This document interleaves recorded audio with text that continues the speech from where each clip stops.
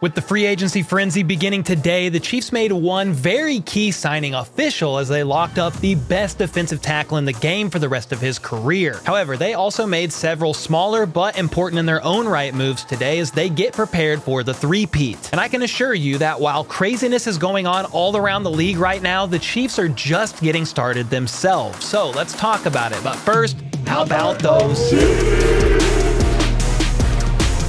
Well, there was a lot that happened today, the first day of the free agency frenzy, and while most of them did not involve the Chiefs, some notable ones were as follows. The Raiders signed defensive tackle Christian Wilkins to a 4-year, $110 million deal, which is a big move for them on the D-line, pairing him up with the dog Max Crosby. Something crazy about this is if the Chiefs didn't re-sign Chris Jones, he very well could have been a Raider, which is just nasty as hell to even think about. The Raiders also signed QB Gardner Minshew to a 2-year, $25 million deal that has him competing for the starting job against Aiden O'Connell. That's very interesting to me. The Raiders continue to confuse me, but hey, whatever, we'll take it. As a Chiefs fan, I don't mind the signing. Then the Packers signed former Raiders running back Josh Jacobs to a monster 4-year, $48 million deal, opting to release running back Aaron Jones. Another former running back from the AFC West, Austin Eckler. The Charger is now a Commander, as it was just announced this evening he signed a 2-year deal worth up to $11.3 million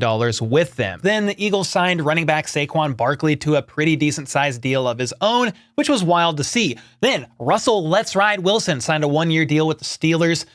That's something. Wide receiver Gabe Davis signed a 3-year, $39 million with the Jags. That's something to note because the Chiefs are looking for receivers this offseason, and I'm glad the Chiefs did not pay that much money for Gabe Davis, but it's got me wondering what some of these other receivers could end up getting on the market because, sheesh, Gabe Davis just got a pretty decent amount of money there. Then in some other AFC West news, the Chargers signed former Ravens running back Gus Edwards to a 2-year deal. As for the Chiefs today, the biggest Chiefs news of it all is basically the bombshell announcement that dropped over the weekend was made official as Chris Jones signed his 5-year deal worth up to $158.75 million and includes $95 million in guarantees. The Chiefs announced that Chris Jones was in today to get the deal officially signed, showed some pictures, a video of him talking, and this was first announced by Chris's agents on Saturday night. Basically that Chris Jones was going to become the highest paid defensive tackle when they cooked up this very, very, very nice graphic of money raining down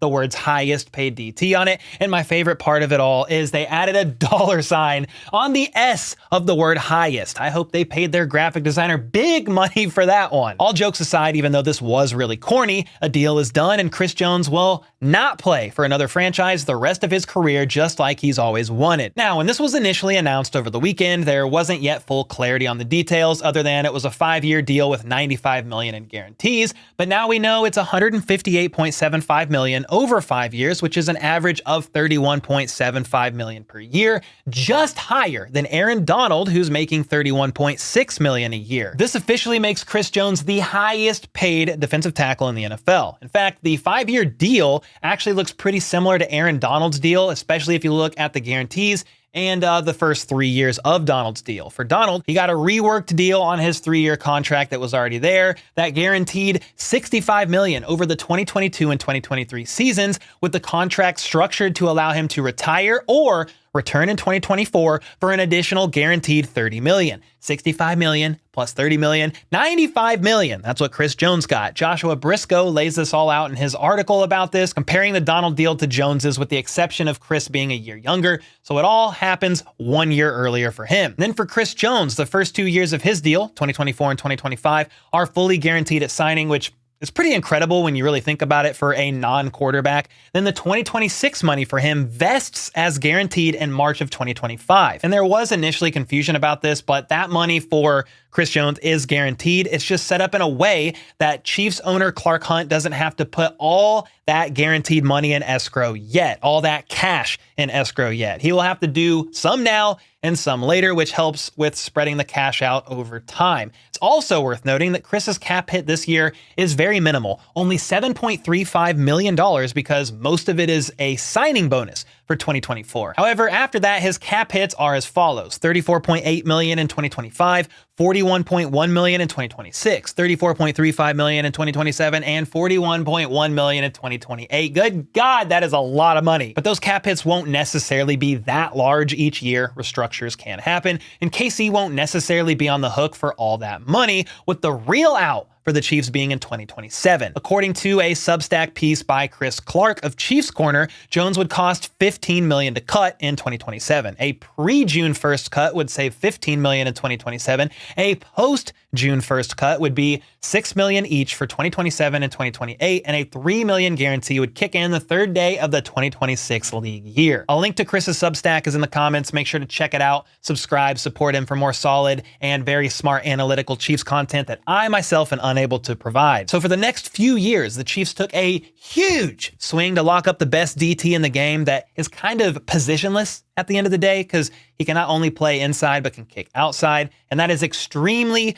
valuable. That's why Brett Veach said today that, quote, Chris is a future Pro Football Hall of Famer and, in our opinion, the best defensive tackle in the National Football League. He earned every bit of this record-breaking contract. Over the last 8 years, he's been critical to our success, including his significant impact in all 3 Super Bowl championship runs. And per usual, not everybody in the kingdom is happy about this big Chris Jones signing. Some think that the Chiefs caved and gave Chris Jones way too much money at the end of the day, and basically are screaming holy overpay considering his age and how much is guaranteed to him, especially when he's turning 31 and 32 years old. The problem is Chris Jones was going to get even more than that in free agency, potentially even going to the Raiders, which would have been disgusting, but is also about impossible to replace in the Chiefs defense. Trey Wingo sums it up nicely when he said the Chiefs certainly paid the right guy because a shutdown corner eliminates one wide receiver, but an elite pass rusher eliminates all of them. That being said, you guys got to let me know your thoughts on the Chris Jones signing. Do you think they overpaid,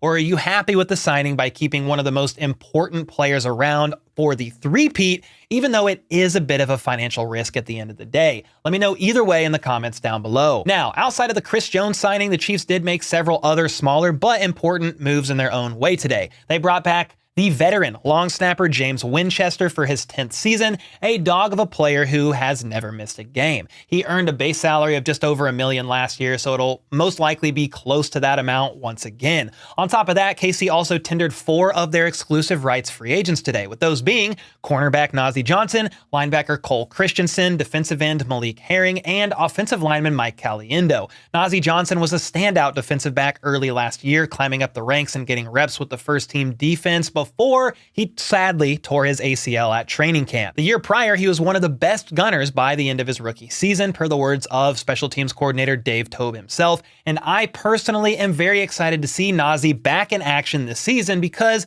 defensive depth is extremely important when you consider guys are going to need to step it up with L'Jarius Sneed gone if he does, in fact, end up getting traded. Linebacker Cole Christensen is a guy who logged special team snaps later in the season, all throughout the playoffs and even in the Super Bowl. Defensive end Malik Herring is a guy who's been around but stepped it up at times last season when called upon for depth purposes due to players either being suspended or dealing with injuries. Offensive lineman Mike Caliendo is great for O-line depth as he can play either guard position, right or left, as well as center. So having him around and available in case of injuries, in case of emergency in-game, is pretty clutch. Jody Fortson, I believe, is the only restricted free agent to not yet receive a tender offer, so we got to keep our eyes on that considering his injury history and if the Chiefs feel like it's worth bringing him back. He is a fan favorite, so it'd be nice to see him back and see what he can do in the tight end room, especially if he can stay healthy. Outside of those moves today, the Chiefs did also sign linebacker Drew Tranquill last week to a 3-year, $19 million deal with $13 million guaranteed. Then, later today, Matt Derrick of Chiefs Digest announced that linebacker Jack Cochran has signed his ERFA tender and will return in 2024,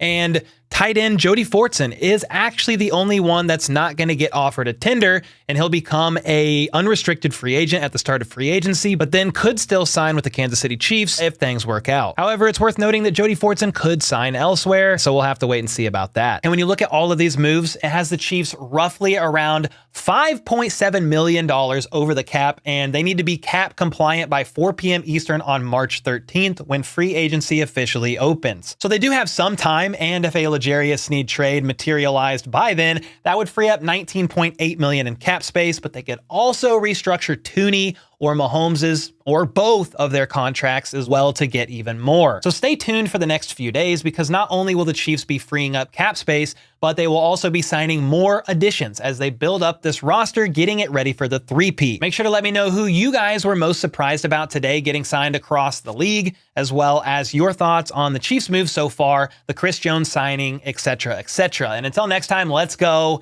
Let's freaking go. How about those?